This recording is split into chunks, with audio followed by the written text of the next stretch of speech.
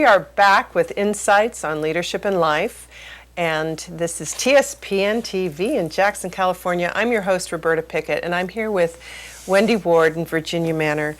We're talking about aging with grace, and in this last segment, I really want you two to focus on yourself. I mean, we've been talking in generalities to a great extent about life and about aging and what that means. But what about you personally? What do you do to stay up and to stay energized and to stay active? What reinvigorates your life? You want me to go first? Sure, anyone. I do what my work is. So I do create, and I do. That's huge for me because it gives me the opportunity to really look and do some healing and do some work and inner work and really understand what my passions are. And that is the other key, is to really go after what I'm passionate about and really identifying that and going after that. I'm 61, so I've got, a segment, in my mind, I say, all right, I've got 20 years, and I think that helps in a sense for me. I mean, I might have 5 minutes. Right. But, right. I say, I'm not at the beginning of my life, I'm towards the ender part. I'm on the ender. And so that's gives me more focus, I think, to really say it's now or never that I'm going to really live who I am and what I want to be. And I think the other part is staying physical. Yeah, it's interesting because on one hand, it's like you said, it gives you a focus that now or never sort of thing. I better get at least moving on it, working towards it. On the other hand, you don't want to limit yourself and say, oh, well, when I turn X age, it's all over, I'm all done, because I think we've seen people who do that as well. They kind of turn themselves off, literally, at a certain age, say, I'm old now. It's like, no. Or, when are you going to let your hair grow out? And I go, why? When I get roots, I see what I'd look like, and I don't choose to be there. Yeah. And so why do I have to even think about it in terms of, time? I can talk about it in terms of technology, that I might not be able to work, a longer period of time because the technology is changing, and I as a person don't care about technology. But I'll reinvent myself. I already know I want to go back to my candy striper days and wheel the cart around at the hospital, and I want to work at hospice thrift store. And, I already have some plans. But I love it. It's somewhere. I don't know when that'll be, but I know I have to have something that is going to be more than wearing a sweatshirt and a pair of jeans at home all day. For me, I need that. So your bucket list is not just go here, do this, but there's also a purposeful part of your bucket list. Absolutely. That's what sustains me, is having that, feeling that purpose. One might say achievement, but it isn't necessarily achievement because you learn so much along that achievement road. A couple of times ago in the show, we talked about happiness and what that was, and I referenced a book called Happiness, The Art of Living with Peace, Confidence, and Joy, and the man who wrote it is dying of cancer, and he knows it's incurable, so he knows he has a limited amount of time.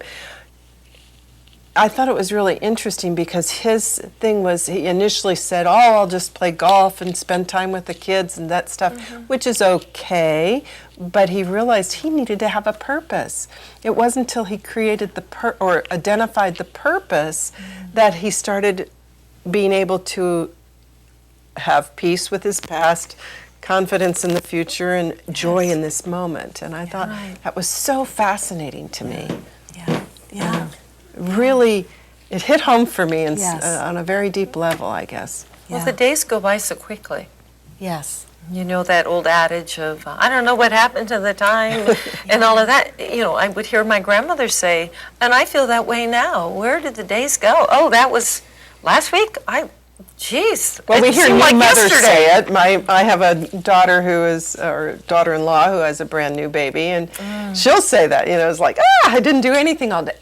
But she did. You know, that's the reality. There were is many that moments. Many moments.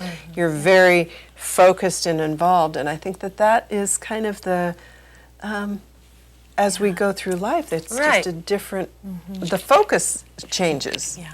And the acceptance that you may not be able to do what you once found some joy in or self-expression in. You've got to reinvent to find a new way of feeling those same feelings. So how do Forward-thinking. you do that, Virginia Manor? Gosh, I don't know. I just really feel that I'm really blessed. I feel blessed to work. I really do. I enjoy what I do. I enjoy the people. Sometimes it's a little challenging, but it's interesting to watch other people as they're aging and as I say, gain those segments. So for me, and I love to watch my little finches out my kitchen window. And in the morning, I hang clothes out. So in the spring, to go outside and hang my clothes out and listen to the birds and watch them, you know, it's just beauty. It's simple. There's no radio blasting. There's no distraction. It's just the moment. And it's so pure and beautiful. So for me, those little things mean so much. Or seeing Folding trees. up the clothes or the sheets after it's hung smell. out there. I love that. That's a great such- smell. Yes, but you find yourself going down the road and see a beautiful tree with the sun shining through it, and you just feel so grateful to be alive and to experience that beautiful tree. Right. I never did that when I was in my 30s and 40s. I was on my way to work, you know, and I had to remember I needed to stop at the grocery store, and now I just find that there's a lot of things that just touch me in a different way. And that's great. The And simple. I think it reflects back on you and how you reach out to the world as well, you know, those moments of joy. I think we were talking at break about something that we can also, to me, we gain something from seeing others deal with adversity in a way. It's like, how can they be happy, and they were going through all this stuff, and you think, man, they still do, because there's something deeper than just the things that's going on. Well, and sometimes it becomes clear to you, your path, when you're older. You went through some things when you were younger, and now you understand why you went through them. Absolutely. Because they give you the strength to do that which you must now. And that's always been an amazing process to me, too, is that reflection on how you came to the point you're at. And how it's like you couldn't see how the puzzle fit together till you get there and you go, oh my goodness. Exactly. Yeah. That's why I can handle this, or that's why I can look at it with different eyes. What about you, Win? What do you do? The creative, and I like that about getting older. You do have, if you remember, I've been through this before. It turned out okay. I can do this again. I think there's really wonderful to have that wisdom of looking back, and that's a real gift. That's a real gift. What do you do? What do I do? Yes. I think similar to you guys. I think for me, getting out in nature is really very important. Whether it's walking every day is really, and I love having a Fitbit, by the way, a little advertisement for Fitbit. But I think they're really positive to keep people motivated to do the walking. But walking by itself, I love taking day hikes. I still like to backpack. I am challenged sometimes finding people who backpack with me because they don't like sleeping in the dark. But I love that. is really important. And because when you're out in nature too, for me, that's when I think. That's when I reflect. That's my time to go in and to both connect deep within, but also with the greater universe, and just go, we are all part of this, part of the bigger piece of the universe. So that's how I do. And then time with friends and time with family and reading. I mean, I think all of those things, having stuff to do, and I'm still working, so I love the work I do and have the opportunity to do that. Yeah.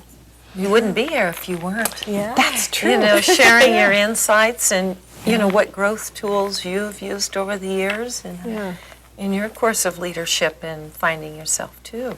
Because you've been very active. You've had a very active life with Rotary, which is giving to others. Yeah, definitely. And then coaching people. I know, I didn't even mention Rotary. It's a huge part of my life. It's a huge part of my time and the effort that goes out, because Rotary does such good in the world. It's another way. I think all of the things we've mentioned are things that can be both good for ourselves or good for others, service to others, service to the community, etc. So, And a lot of laughs.